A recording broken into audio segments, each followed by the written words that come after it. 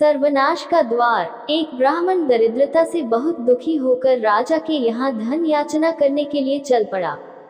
कई दिन की यात्रा करके राजधानी पहुंचा और राजमहल में प्रवेश करने की चेष्टा करने लगा। उस नगर का राजा बहुत चतुर था। वह सिर्फ सुपात्रों को दान देता था। याचक सुपात्र है या कुपात्र, इसकी परीक्षा होती थी। परीक्षा के लिए राजमहल के चारों दरवाजों पर उसने समुचित व्यवस्था कर रखी थी। ब्राह्मण ने महल के पहले दरवाजे में प्रवेश किया ही था कि एक वेश्या निकलकर सामने आई। उसने राजमहल में प्रवेश करने का कारण ब्राह्मण से पूछा। ब्राह्मण ने उत्तर दिया कि मैं राजा से धन याचना के लिए आया हूँ, इसलिए मुझे राजा से मिलना आवश्यक है ताकि कुछ धन प्राप्त कर अपने परिवार का गुजारा कर लूं। वेश्या ने कहा, महोदय, आप राजा के पास धन मांगने जरूर जाएं, पर इस दरवाजे पर तो मेरा अधिकार है। मैं अभी काम पीड़ित हूँ। आप यहाँ से अंदर तभी जा सकते हैं जब मुझसे रमण कर लें, अन्यथा दूसरे दरवाजे से जाए। ब्राह्मण को वेश्या की शर्त स्वीकार न हुई। अधर्म का आचरण करने की अपेक्षा दूसरे द्वार से जाना उन्हें पसंद आया। वहां से लौट आए और दूसरे दरवाजे पर जाकर प्रवेश करने लगे। 2 ही कदम भीतर पड़े होंगे कि एक प्रहरी सामने आया। उसने कहा, इस दरवाजे पर महल के मुख्य रक्षक का अधिकार है। यहाँ वही प्रवेश कर सकता है जो हमारे स्वामी से मित्रता कर ले। हमारे स्वामी को मांसाहार अति प्रिय है। भोजन का समय भी हो गया है, इसलिए पहले आप भोजन कर लें, फिर प्रसन्नता पूर्वक भीतर जा सकते हैं। आज भोजन में हिरण का मांस बना है। ब्राह्मण ने कहा कि मैं मांसाहार नहीं कर सकता, यह अनुचित है। प्रहरी ने साफ साफ बता दिया कि फिर आपको इस दरवाजे से जाने की अनुमति नहीं मिल सकती। किसी और दरवाजे से होकर महल में जाने का प्रयास कीजिए। तीसरे दरवाजे में प्रवेश करने की तैयारी कर ही रहा था कि वहां कुछ लोग मदिरा और प्याले लिए बैठे मदिरा पी रहे थे। ब्राह्मण उन्हें अनदेखा करके घुसने लगा तो एक प्रहरी आया और कहा, थोड़ा हमारे साथ मद्य पियो, तभी भीतर जा सकते हो। ये दरवाजे सिर्फ उनके लिए है जो मदिरा पान करते हैं। ब्राह्मण ने मद्यपान नहीं किया और उल्टे पांव चौथे दरवाजे की ओर चल दिया। चौथे दरवाजे पर पहुंचकर ब्राह्मण ने देखा कि वहां जुआ हो रहा है। जो लोग जुआ खेलते हैं वे ही भीतर घुस पाते हैं। जुआ खेलना भी धर्म विरुद्ध है। ब्राह्मण बड़े सोच विचार में पड़ा। अब किस तरह भीतर प्रवेश हो? चारों दरवाजों पर धर्म विरोधी शर्तें हैं। पैसे की मुझे बहुत जरूरत है, इसलिए भीतर प्रवेश करना भी जरूरी है। एक ओर धर्म था तो दूसरी ओर धन। दोनों के बीच घमासान युद्ध उसके मस्तिष्क में होने लगा। ब्राह्मण जरा सा फिसला। उसने सोचा, जुआ छोटा पाप है, इसको थोड़ा सा कर ले तो तनिक सा पाप होगा। मेरे पास 1 रुपया बचा है, क्यों न इस रुपये से जुआ खेल लूं और भीतर प्रवेश पाने का अधिकारी हो जाऊं। विचारों को विश्वास रूप में बदलते देर न लगी। ब्राह्मण जुआ खेलने लगा। 1 रुपये के 2 हुए, 2 के 4, 4 के 8, जीत पर जीत होने लगी। ब्राह्मण राजा के पास जाना भूल गया और अब जुआ खेलने लगा। जीत पर जीत होने लगी। शाम तक हजारों रुपयों का ढेर जमा हो गया। जुआ बंद हुआ। ब्राह्मण ने रुपयों की गठरी बांध ली। दिन भर से खाया कुछ न था। भूख जोर से लग रही थी। पास में कोई भोजन की दुकान न थी। ब्राह्मण ने सोचा, रात का समय है, कौन देखता है, चलकर दूसरे दरवाजे पर मांस का भोजन मिलता है, वही क्यों न खा लिया जाए। स्वादिष्ट भोजन मिलता है और पैसा भी खर्च नहीं होता, दोहरा लाभ है। जरा सा पाप करने में कुछ हर्ज नहीं।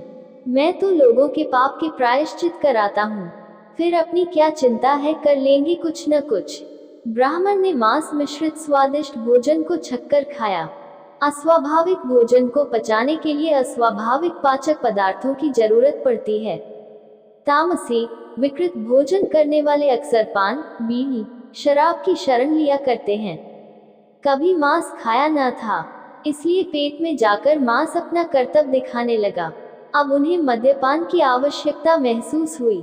आगे के दरवाजे की ओर चले और मदिरा की कई प्यालियां चढ़ाई।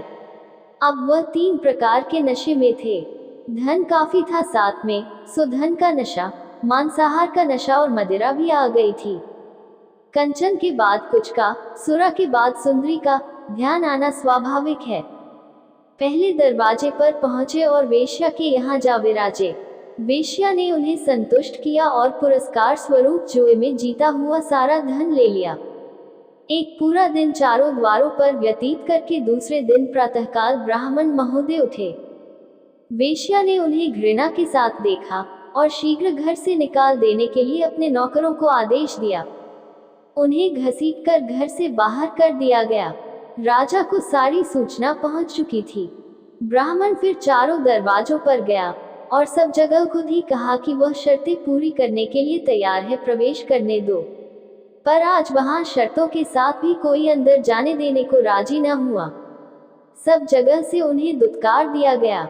ब्राह्मण को न माया मिली न राम।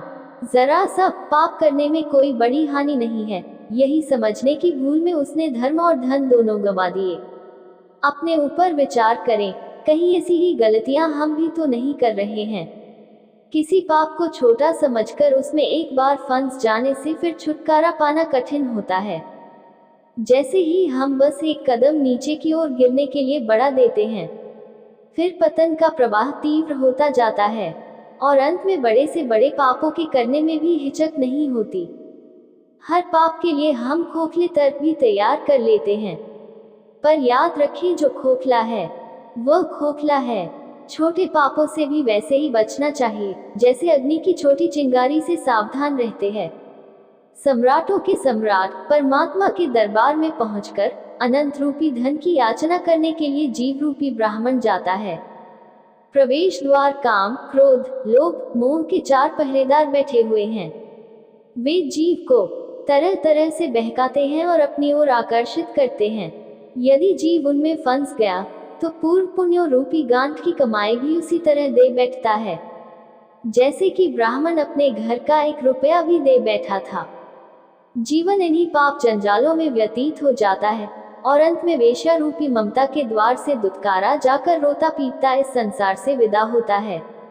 ध्यान रखना, कहीं आप भी उस ब्राह्मण की नकल तो नहीं कर रहे हैं। कोई भी व्यक्ति 2 के समक्ष कुछ नहीं छुपा सकता, एक तो वह स्वयं और दूसरा ईश्वर। आपकी अंतरात्मा आपको कई बार हल्का सा ही सही एक संकेत जरूर देती है कि आप जो कर रहे हैं वह उचित नहीं है, परंतु लालच में फंसे हम अंतरात्मा की उस आवाज को दबाते जाते हैं। अंतरात्मा की आवाज धीरे धीरे धीमी होती जाती है और एक दिन ऐसा भी होता है कि आपकी अंतरात्मा आपको टोकना भी बंद कर देती है। बस समझ लीजिए कि उस दिन से आप पूर्ण रूप से पापी बन चुके हैं।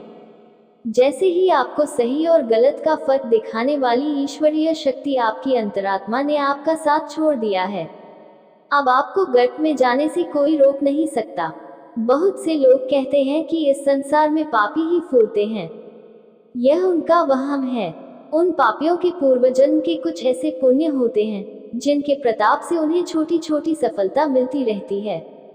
आप ऐसे समझ लें कि वे अपने बैंक बैलेंस में से खा रहे हैं। अगर उन्होंने अपने कर्म अच्छे रखे होते तो उस बैंक बैलेंस में वृद्धि करके वह संसार के स्वामी बन सकते थे, पर वह तो उसे नष्ट करते जा रहे हैं। हर जीव अपने कर्म के लिए उत्तरदायी होता है, उसे अपना कर्म अच्छा रखना है। आपको चारों द्वारों पर बैठे 4 मायावी तो बहकाने आएंगे ही। आपने उनकी माया को जीत लिया तो अनंत कोश आपके लिए खुला है, अन्यथा संसार से विदा नहीं होंगे, दुत्कार कर भगाए जाएंगे।